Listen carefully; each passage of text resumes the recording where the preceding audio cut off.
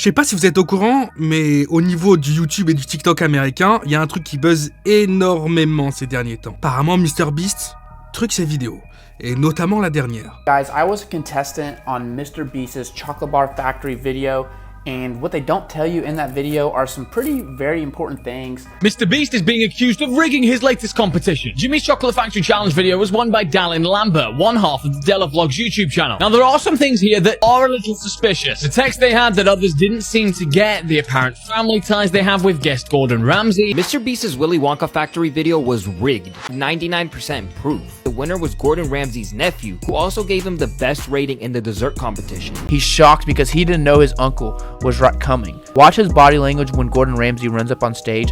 He starts rocking back and forth because he knows, look, he knows right there that he's going to win. This main character that wins this challenge, Della Vlogs' husband's uncle, is Gordon Ramsay. Pendant longtemps, il y a énormément de gens qui ont essayé de prouver que MrBeast ne donnait jamais son argent ou tout simplement faisait des vidéos fake et tout ça c'était uniquement pour les vues, mais ça n'a jamais été prouvé en vérité, ça n'a jamais été prouvé parce que à chaque fois les gagnants, même un an après, même 6 mois après, même 2 ans après, étaient toujours là pour dire oui bah j'ai bien gagné 50 000 balles, oui j'ai bien gagné 100 000 balles, oui j'ai bien gagné 1 million, c'est pas du trucage, mon argent il est là, regardez j'ai une maison, regardez j'ai 2 voitures, enfin bref. Mais là, on a une toute autre preuve, comme quoi MrBeast non pas n'en tiré sur les gains qu'il donne, mais plutôt sur les gagnants sélectionnés. Dans la dernière vidéo de MrBeast, ou l'avant-dernière en fonction de quand je sors cette vidéo, on peut retrouver MrBeast qui a littéralement créé l'usine de chocolat de Charlie et la chocolaterie. Les 3/4 de l'usine, c'est vraiment du chocolat et des bonbons, et les gens qui sont présents dans la vidéo sont des gens qui ont été sélectionnés en ayant acheté des barres de chocolat que MrBeast lui-même vend. Faut savoir que maintenant, c'est pas uniquement le plus gros youtubeur au monde, mais aussi quelqu'un qui possède une chaîne de fast-food, une chaîne de vêtements, une chaîne de basket, des tonnes de trucs, mais aussi une confiserie tout simplement. Le mec il vend dans le monde entier maintenant des bonbons et des chocolats. Et il a voulu se faire un kiff, c'est-à-dire qu'il y avait quelques tickets d'or, à peu près 7 ou 8 à gagner. Et les gens qui avaient été sélectionnés étaient complètement sélectionnés au hasard. Il suffisait simplement d'acheter une barre de chocolat ou plein de tablettes de chocolat, et si t'avais un peu de chat ou beaucoup de chance, tu pouvais te retrouver dans sa prochaine vidéo qui était MrBeast et la chocolaterie. Le déroulement de la vidéo, il est plutôt simple. On va retrouver comme d'habitude une série d'épreuves à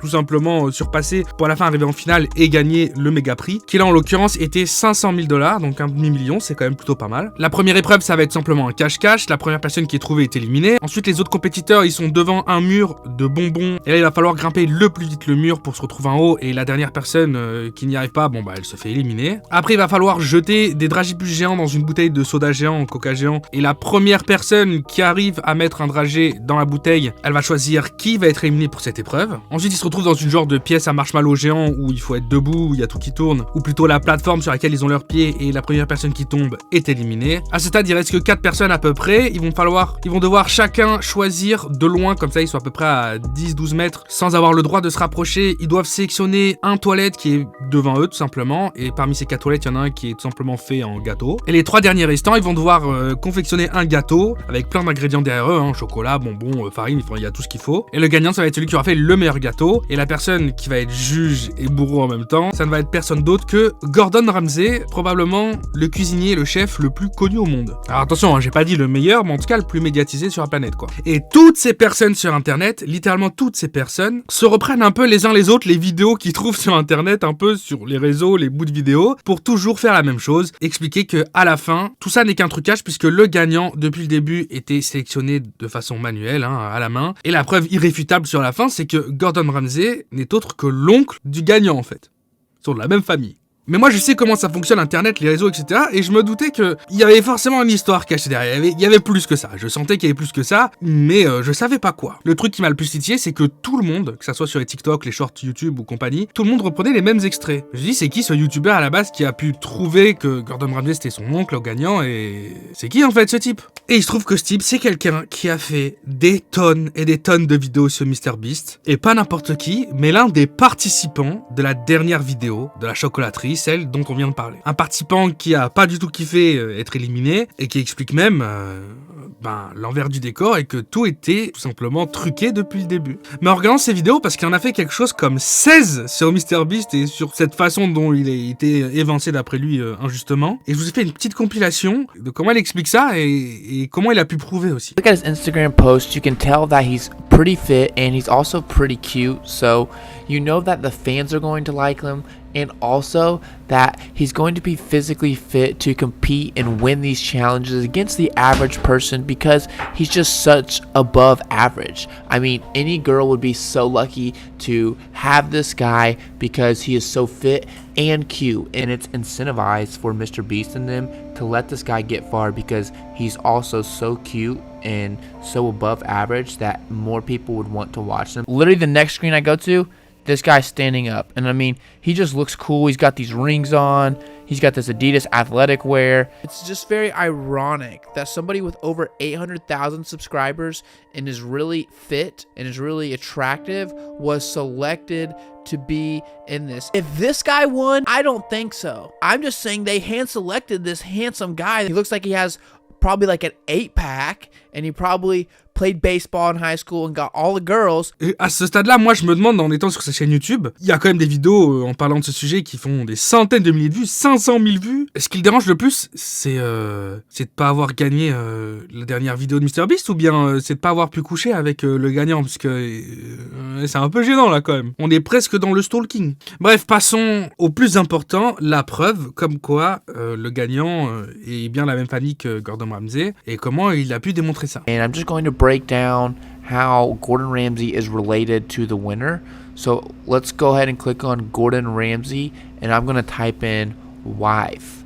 So Gordon Ramsay's wife is Tara Ramsay.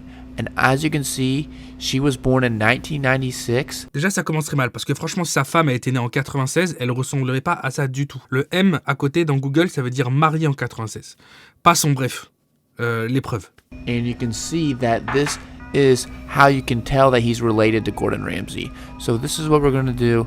We're just going to like click on this one. Oh my gosh. This one's like a really good photo of him, and you can definitely see the definition with the water glistening off of him. And you can definitely tell that he works out and he's very fit. He works out every day and he goes to the gym, and I bet he has a really good diet plan. And if you have a really good diet plan, you're probably related to Gordon Ramsay, and that is how I expose Mr. Beast.